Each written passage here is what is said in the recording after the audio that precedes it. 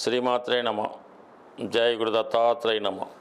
ఈ వీడియోలో మనం కర్కాటక రాశి వారికి సెప్టెంబర్ 14 నుంచి 20వ తారీఖు మధ్యలో జరగబోయే వార ఫలాలు పరిశీలించినప్పుడు కర్కాటక రాశి వారికి ఈ వారంలో గొప్ప ధనయోగం ఒకటి ఏర్పడడం జరిగింది.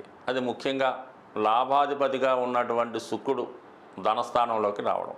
అంటే ఆటోమేటిక్గా శుక్రుడు ధనస్థానంలోకి రావడం అంటే మీ కుటుంబంలో ఒకరికి, ముఖ్యంగా స్త్రీలకి ఉద్యోగ ఉపాధి అవకాశాలు రావడం వల్ల అయితేనే, వారికి ఏమైనా అభివృద్ధి రావడం వల్ల కంప్లీట్గా మీ కుటుంబంలో ఎవరో ఒకరికి అభివృద్ధి రావడం జరుగుతుంది. అలాగే కుటుంబ సభ్యులకి మీరు చేస్తున్నటువంటి వివాహ ప్రయత్నాలు చాలా వరకు ఫలించే అవకాశం ఉంది. దూరంగా ఉన్నటువంటి మిత్రులు తిరిగి మీ కుటుంబంలో కలుసుకుంటారు. ఏదైనా కుటుంబం అంతా ఏదైనా ఒక ఆధ్యాత్మిక కార్యక్రమంలో కానీ, ఏదైనా పుణ్య కార్యక్రమంలో కానీ, ఏదైనా ఒక ఫంక్షన్లో కానీ పాల్గొనడం జరుగుతూ ఉంటుంది. స్వయంగా అది మీరు నిర్వహిస్తారు.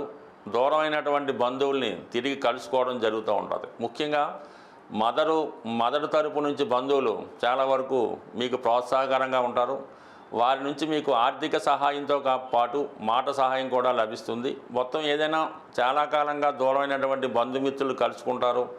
రావాల్సిన ధనం వస్తుంది. ముఖ్యంగా మీ పుట్టింటి నుంచి రావాల్సినటువంటి ఏవైనా బహుమతులు కానీ, కానుకలు కానీ, ఆస్తులు కానీ ఉంటే అవి ఈ సమయంలో మీకు సంపూర్ణంగా రావడం జరుగుతూ ఉంటుంది. అంటే పెద్దవారి పేరుతో ఉన్నటువంటి ఆస్తి ఏమైనా ఉంటే అది మీ పేరుతో ట్రాన్స్ఫర్ చేయడం, మీకు అది ఒక గిఫ్ట్గా ఇవ్వడం కూడా జరిగే అవకాశం ఉంది. సో అలాగే ముఖ్యంగా కుజుడు చతుర్థ స్థానంలోకి వచ్చాడు. అటు పంచమాధిపతిగా, దశమాధిపతిగా చతుర్థ స్థానంలోకి రావడం వల్ల చాలా కాలంగా గృహంలో, స్థిరాస్తిలో, ఆస్తుల్లో, లేదంటే పుట్టింటి వారి ఆస్తుల్లో ఏమైనా సమస్యలు ఉంటే అవన్నీ కూడా సంపూర్ణంగా సాల్వ్ అవుతాయి.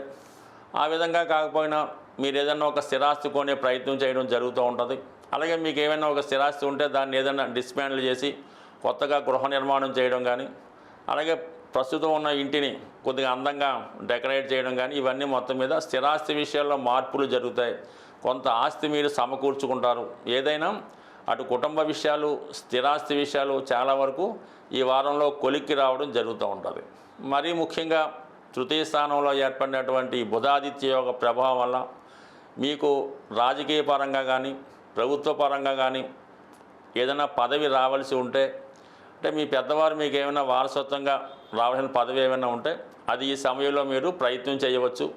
అలాగే వృత్తిపరమైన కొన్ని మార్పులు కూడా ఈ సమయంలో రావడం జరుగుతూ ఉంటుంది.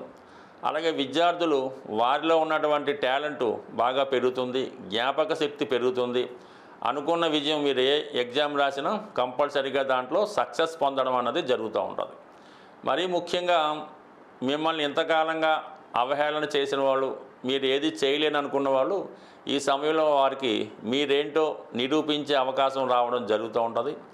అలాగే మరీ ముఖ్యంగా మీరు గతంలో ఏమైనా ప్రయత్నాలు చేసి ఆగిపోయి ఉంటే, అది చదువు విషయంలో కానీ, ఆరోగ్య విషయంలో కానీ, సంతాన విషయంలో కానీ ఏదన్నా సరే తిరిగి ప్రారంభించడం వల్ల ఆగిపోయినటువంటి కార్యక్రమాలు ముఖ్యంగా ప్రారంభమవుతాయి.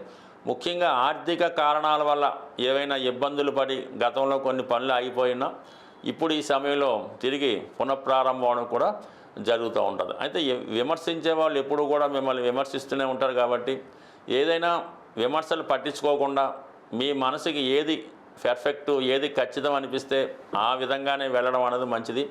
బట్ ఏదేమైనా గతంతో పోల్చుకున్నప్పుడు ఈ వారంలో మీ యొక్క స్థాయి, హోదా అన్నీ కూడా పెరుగుతాయి.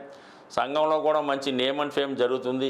ఏ పనైనా మీరు చేయగలరు అన్న నమ్మకం మిగతా కుటుంబ సభ్యులకి, మీ బంధువులకి తెలిసే అవకాశం ఉంటుంది. ముఖ్యంగా మనం చెప్తున్నటువంటి ఈ వార ఫలాలు కేవలం చంద్రుణ్ణి ఆధారంగా తీసుకొని చెప్పడం జరుగుతుంటుంది.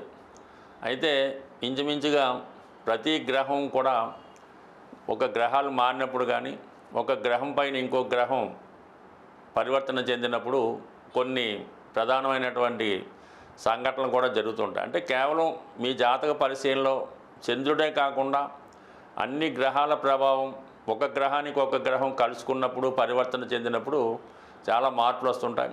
అందువలన కొన్ని ఫలితాలు జరగవచ్చు, జరగకపోవచ్చు. కానీ అన్ని అనుకూలమైన ఫలితాలు ఉన్నప్పటికీ కూడా జాతకంలో కొన్ని ప్రధానమైన దోషాలు ఉన్నప్పుడు, అంటే కుజదోషం లాంటిదో, కాలసర్పదోషం లాంటిదో, పితృదోషం, లేదంటే మాతృదోషం, ఈ గురుదోషం, ఇలాంటి కొన్ని దోషాలు ఏర్పడినప్పుడు, లేదంటే జాతకరీత్యా మీ యొక్క జన్మ జాతకంలో అన్ని కేంద్రాల్లో పాపగ్రహాలు ఉన్నా, లగ్నమందు రాశి యందు సూర్యుడితో పాపగ్రహాలు కలిసి ఉన్నా, చాలా వరకు ఈ గ్రహ దోషాల వల్ల అవి సరైనటువంటి పరిష్కారం చేసుకోకపోవడం వల్ల కూడా జాతకుడికి చాలా కార్యక్రమాలు పెండింగ్ ఉండిపోతుంటాయన్నమాట.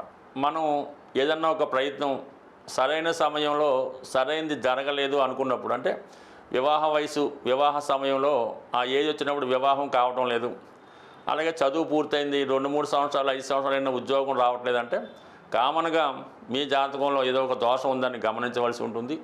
ఆ దోషానికి తగిన పరిహారం చేసుకున్నప్పుడు, ఆ పరిహారం పూర్తయిన తర్వాత గోచారరీత్యా గ్రహాలు మీకు అనుకూలంగా ఉన్నప్పుడు ఆ ప్రయత్నం అయితే తప్పకుండా నెరవేరుతూ ఉంటుంది. కాబట్టి సాధారణంగా ఒకే సమస్య పదే పదే రిపీట్ అవుతున్నప్పుడు కూడా మన జాతకంలో ఉన్నటువంటి దోషాన్ని సరిచేసుకోవడం, దోషాన్ని సరిగ్గా అన్ని గ్రహాలకి కాకుండా ప్రధానంగా ఏ గ్రహం వల్ల ఇబ్బంది వస్తుంది అన్ని గమనించి ఆ గ్రహానికి తగిన పరిహారం చేసుకోవాల్సి ఉంటుంది.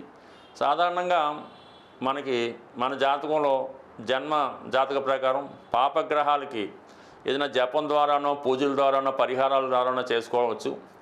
అలాగే శుభగ్రహాలకి దానం ద్వారా, భగవంతుని ఆశించడం ద్వారా ప్రతిదానికి కూడా సులభమైన పరిష్కారం ఉంటుంది.